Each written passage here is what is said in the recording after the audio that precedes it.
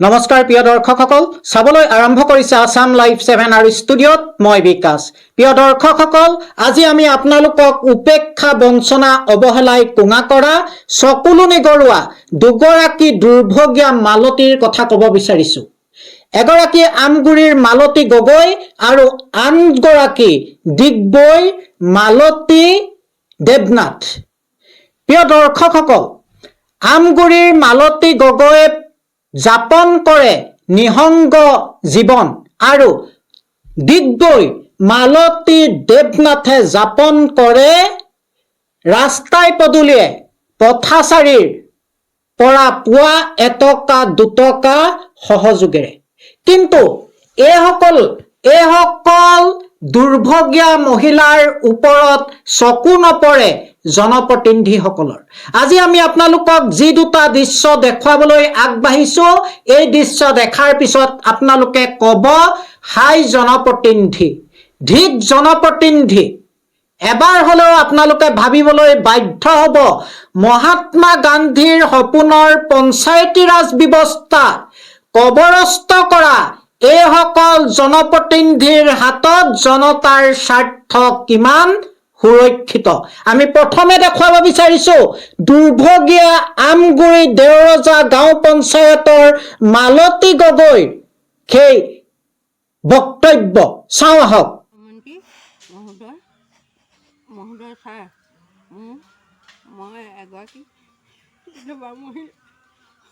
মোৰ অন্তৰটো ৰঘুনাথক ভাগত দিয়াৰ বাবে মোৰ অন্তৰটো কাটি পেলালে। মই এতিয়া কেনেকৈ চলিম? মুখ্যমন্ত্ৰী ডাঙৰীয়া, আপোনাক আশীৰ্বাদ কৰিছোঁ, মোক নতুনকৈ আকৌ অন্তৰটো ভৰাই দিব লাগে। মোক পইচা 5,000 কৈছিলে, মই দিব নোৱাৰা দুখতে মোৰ অন্তৰটো কাটি পেলালে। ডাঙৰীয়া ছাৰ, মোক ক্ষমা কৰিব, মই কেনেকৈ চলিম এতিয়া? মোক আপুনি অনুগ্ৰহ কৰি মোৰ অন্তৰটো দিব লাগে। প্ৰিয় দৰ্শকসকল আপোনালোকে দেখিলে, আপোনালোকে শুনিলে। এইগৰাকী দুৰ্ভগীয়া মালতী গগৈ দেওৰজা গাঁও পঞ্চায়তৰ অন্তৰ্গত 7 নং ৱাৰ্ডৰ। কোনে চকুলো মোহাৰি দিব মালতী গগৈ? আপোনালোকে শুনিলে, মালতী গগৈয়ে পাই থকা অৰুণোদয় আঁচনিটোৰ ধাৰাবাহিকতা ৰক্ষাৰ বাবে 5,000 টকা দিব লাগে। 5,000 টকা দিব লাগে। এয়াই নেকি দুৰ্নীতিমুক্ত সমাজ ব্যৱস্থাৰ বাস্তৱ প্ৰতিচ্ছবি? পুনৰ প্ৰশ্ন হয়, এয়াই নেকি দুৰ্নীতিমুক্ত সমাজ ব্যৱস্থাৰ বাস্তৱ প্ৰতিচ্ছবি? এয়াই নেকি নতুনত্ব? এয়াই নেকি জনতাৰ জীৱন পৰিৱৰ্তনৰ বাস্তৱ চিত্ৰ? প্ৰিয় দৰ্শকসকল, অৰুণোদয় কাৰ বাবে? যদি এনেকুৱা এইসকল মহিলা বঞ্চিত হ'ব লগা হয় অৰুণোদয় আঁচনিৰ পৰা, তেনেহলে অৰুণোদয় কাৰ বাবে?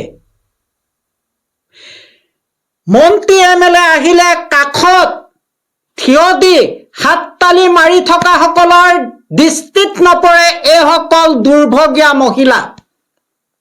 এতিয়া নিৰ্বাচন আহিছে, আপোনালোকে প্ৰত্যক্ষ কৰিব শিৱসাগৰ সমষ্টিত টিকট প্ৰত্যাশীৰ ভিৰ, নেতা পালি নেতাৰ ভিৰ, ৰাইজৰ পদূলিয়ে পদূলিয়ে যাব ভোট বিচাৰি। কিন্তু এই মহিলাগৰাকীক প্ৰশ্নৰ উত্তৰ দিব কোনে? আজি যদি নিজৰ অৰুণোদয়টোৰ ধাৰাবাহিকতা ৰক্ষা কৰিবলৈ এইগৰাকী মহিলাই 5,000 টকা দিব লগা হয়, তেনেহলে চৰকাৰখন কাৰ বাবে? জনপ্ৰতিনিধি কাৰ বাবে? এই কথাবোৰ দুৰ্নীতিমুক্ত সমাজৰ কথা কোৱা চৰকাৰখনৰ দৃষ্টিত পৰিবনে? আনহাতে এইগৰাকী চক মালতী দেৱনাথ, ডিগবৈ কেন্দুগুৰিৰ। এখেতে পঞ্চায়ত তথা বিধায়কগৰাকীক আহ্বান জনাইছে তেখেতক এটা অৰুণোদয় দি তেখেতক সহায় কৰক। এইগৰাকী মহিলাই আজি এটা অৰুণোদয় বিচাৰি কাতৰ অনুৰোধ কৰিব লগা পৰিস্থিতি পৰিৱেশৰ সৃষ্টি হৈছে আমাৰ সমাজত। তেনেহলে অৰুণোদয় কাৰ বাবে? হয়, কি জনাব আপুনি? একো অনুৰোধ একো বিকলাংগও পোৱা নাই, ইমান বছৰ হৈ গ'ল লেংৰা হোৱা। একো দিয়া নাই চৰকাৰে মোক যেন। আপোনাৰ ঘৰটো ক'ত? কেন্দ্ৰগুৰি তিনিআলি গাড়ী দিয়া। কি অনুৰোধ জনাব? দেৱনাথ। হয়, কি অনুৰোধ জনাব চৰকাৰলৈ? একো বিকলাংগ একো পোৱা নাই। লেংৰা মানুহ কি কৰি খাম? কোনফালে নগ'লেও নহয়, লেংৰা মানুহ খুজি খুজি খাওঁ। পঞ্চায়তক কি জনাব আপুনি? বিকলাংগ একো পোৱা নাই বুলি।